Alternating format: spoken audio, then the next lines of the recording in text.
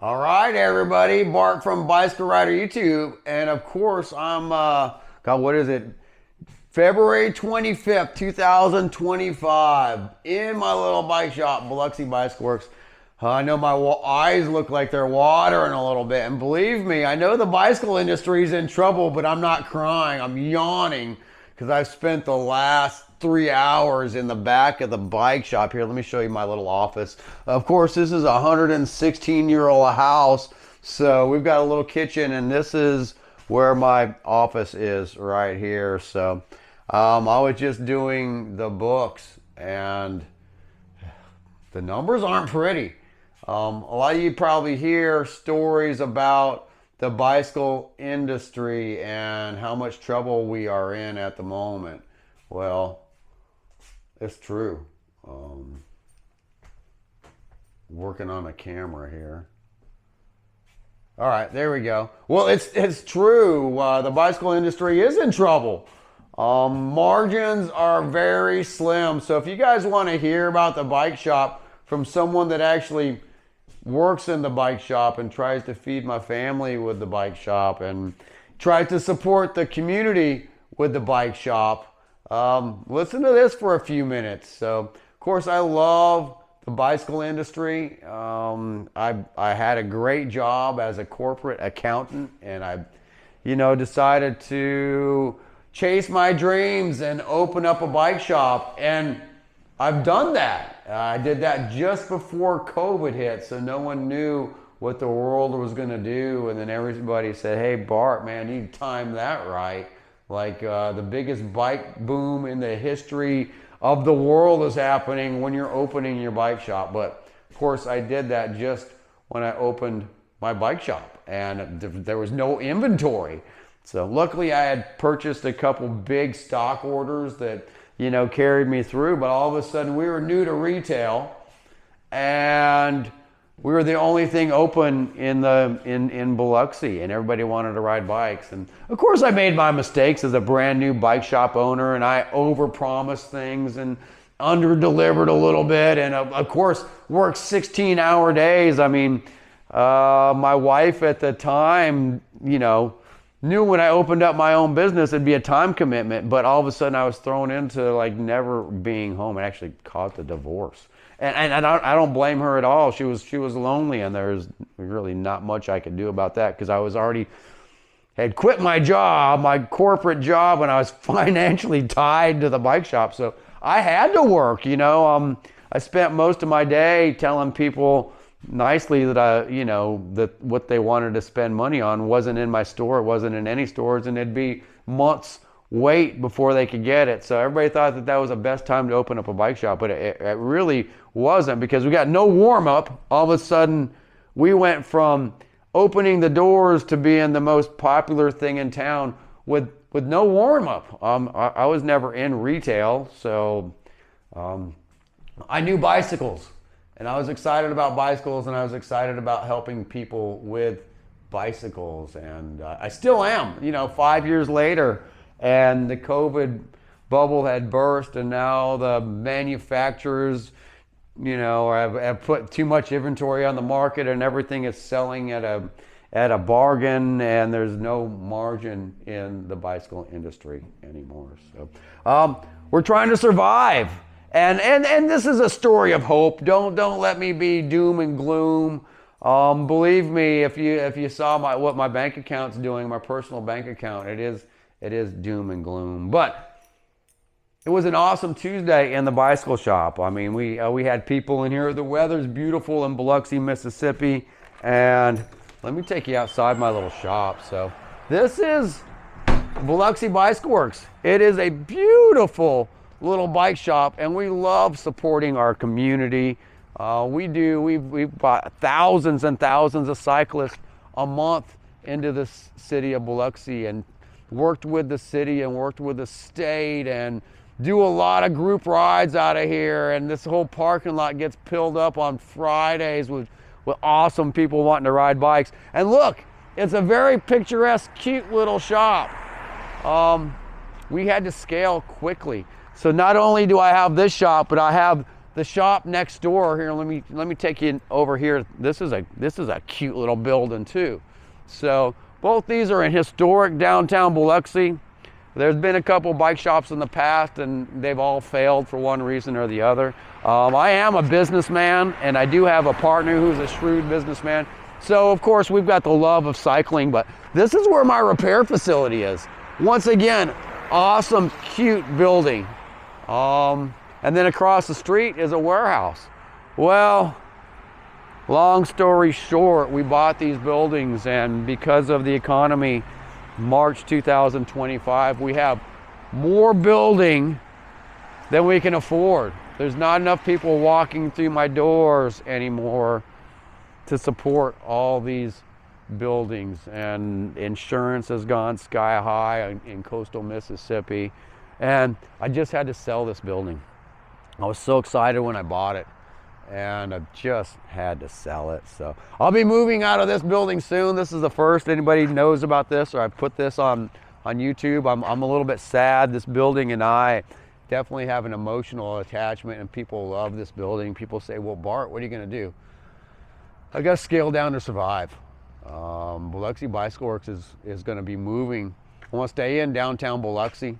Well, I'm gonna go across the street to the warehouse over there. So it's gonna be a much smaller shop. And of course, I hope to at least make that profitable. I don't expect to get rich. I'm just trying to get peanut butter and jelly money. I'm really just trying to make a profit.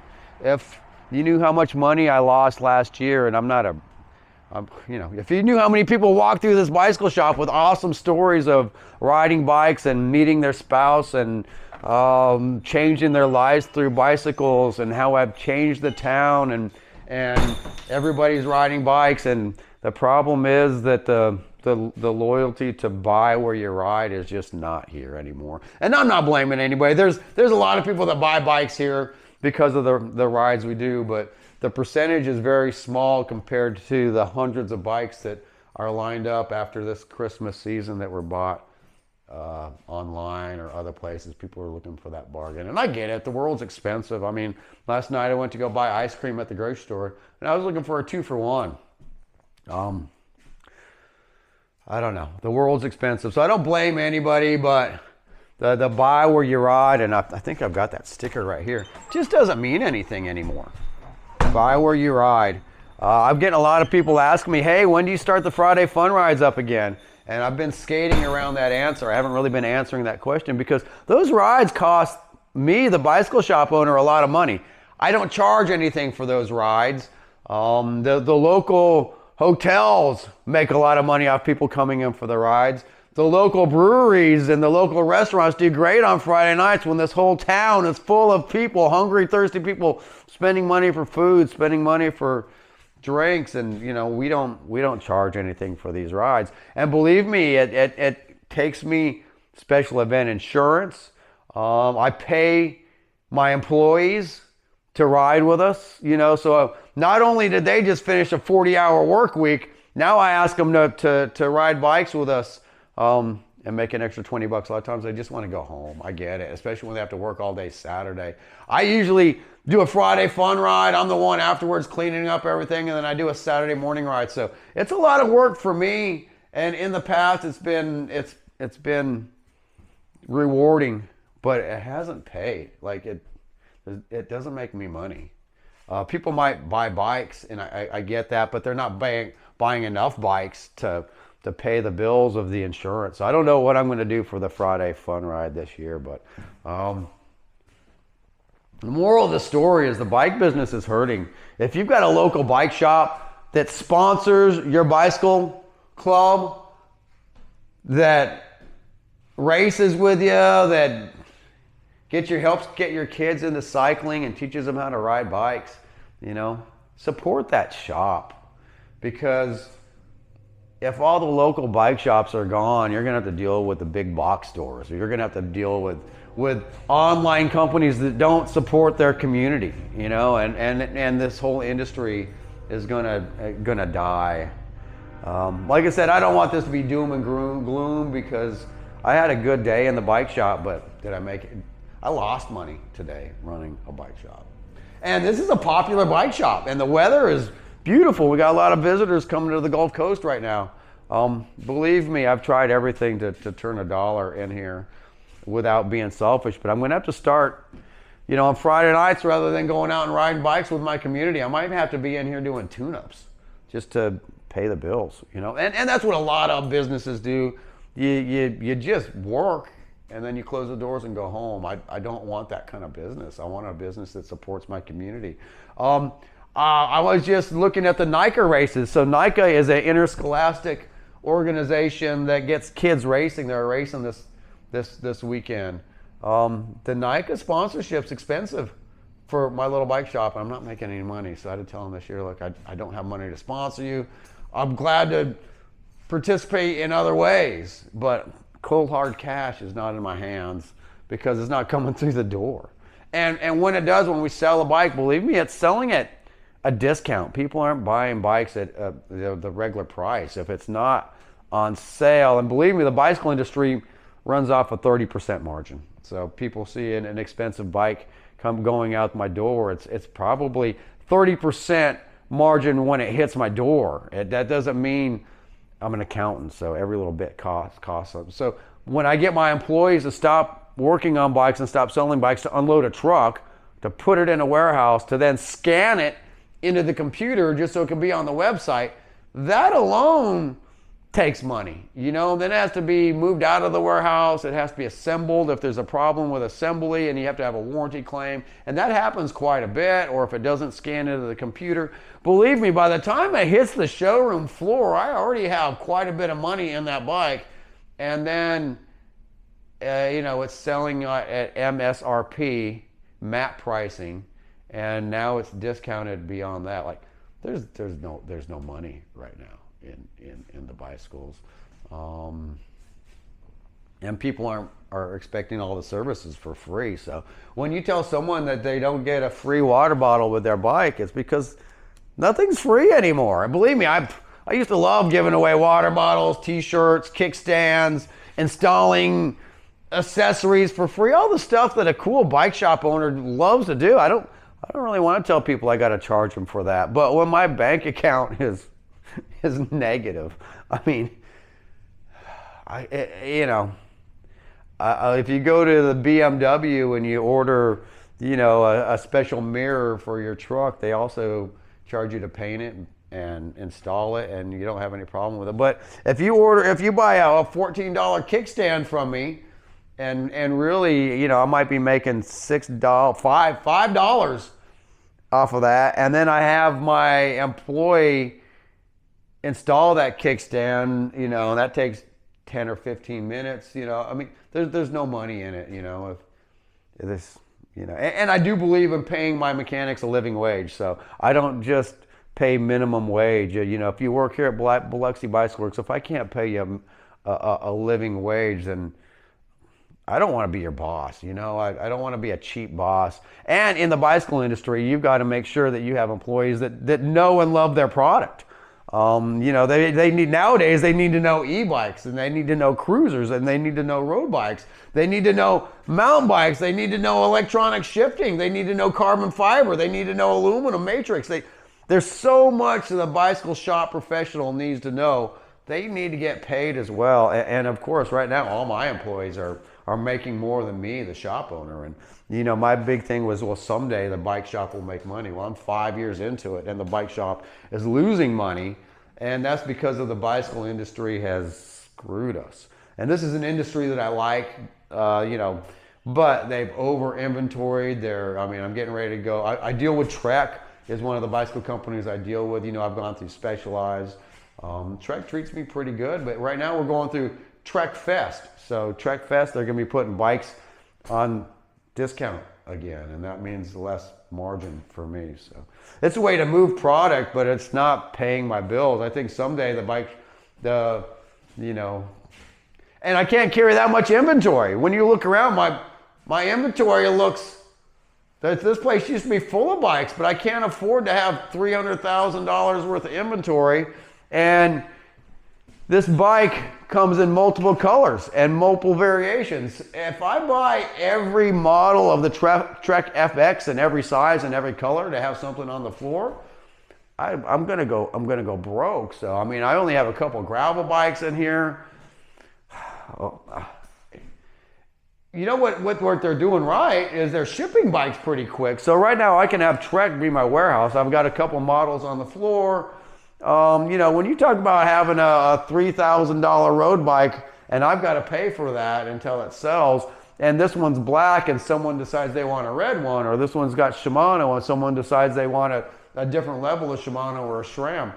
You know, it's pretty easy for me right now to open up the computer. Prices are definitely in people's faces, so you don't have to guess how much the bike cost. That's another thing. I mean, if you look at the automotive industry, you know, there's the sticker price, and that is what the car cost, and then you get the delivery charge and the assembly charge and you know, all that stuff that the bike shops don't get to charge. I mean, eventually we're going to have to charge that, just because there's not enough money in the bike sitting right here. And when you look at the website, it's $7.99. I sell it for $7.99. There's not enough margin in it. So get ready for prices to go up. Tariffs are going to go up. I don't want this to turn into a political, because honestly, I don't know enough about the political system. But, you know, I do think that, you know, we need more made in America products. That's going to raise the prices of my bikes, because I know what it costs me to run a bike shop in America compared to my friends that have bike shops in Mexico or in Canada or in the UK. It costs a lot to have a little bike shop in Biloxi, Mississippi. I pay a lot of taxes, I pay a lot of fees, you know. And when online companies can import these bikes, these cheap bikes, and sell them, and then people expect me to work on them, I don't know, there's a big, tariffs are gonna affect my business in a negative way to start with, and then maybe we'll get US manufacturing and that'll come down and things will even out. But that's gonna be a long process. So tariffs are going to hurt my industry right now when I can't really afford it to be hurt anymore. But yes, I do think we need to make more in the United States and make that affordable and viable and get jobs here. So I'm torn. I'm torn because it's going to hurt me when I'm already hurt. But maybe in the end, down the road, years from now, bike shops will be able to sell American-made bikes. I don't know if I'll be around for that. I'm going to sure try. I don't want to lose this industry.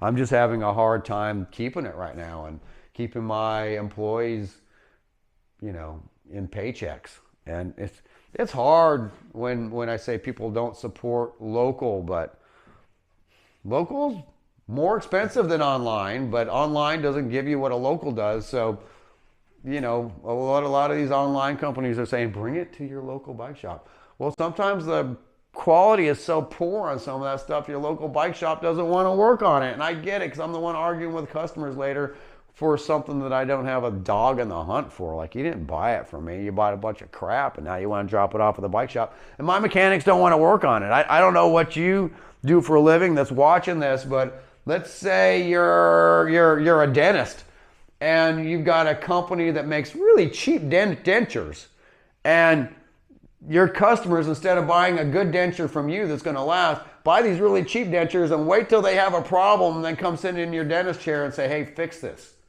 And you as the dentist say, I don't want to fix that crap. Well, there's a lot of e-bikes on the market. There's a lot of acoustic bikes on the market that are so cheap, I don't want to touch them. Like you try to adjust the brakes, and the brakes come right out of adjustment. You adjust the cones and the bearings, and it comes out of, it's cheap metal, and it's hard to work on. You know, I didn't get into this industry to work on cheap e-bikes. You know, I love working on a Trek. You know, I love working on a Cannondale. I love working on a Specialized. I don't really like working on Canyon so much. And after a while, for working on many bikes and actually being a professional mechanic, you find out what bikes you want to work on and what bikes you don't. I need work right now, so I'm begging for repair work. But I also, want to make sure that it's profitable. And when you're working on cheap stuff, you end up just getting bad reviews, and it's so much, it frustrates your mechanics, and it's so much harder to work on.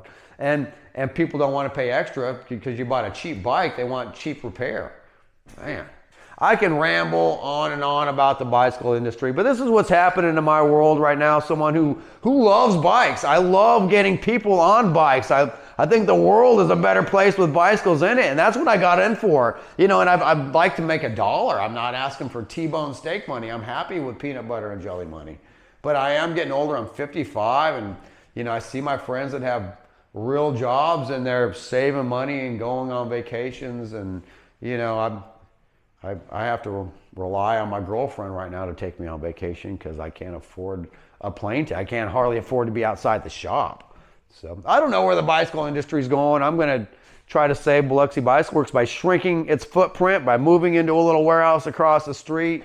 I want to keep supporting the community, but right now I've got to support the bike shop and things that are actually going to make me $1, and hosting a bunch of free rides doesn't really do that. And I don't want to be selfish. It's just, I need to concentrate on trying to make $1, you know, and if I get burnt out on that,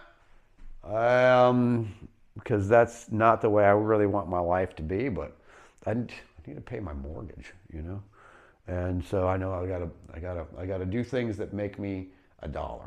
And right now, if I had $1 in my pocket, I don't have $1 in my pocket, but a $1 bill I would be happy with at the end of a 12-hour day. And if that seems sad, that's how much I made today.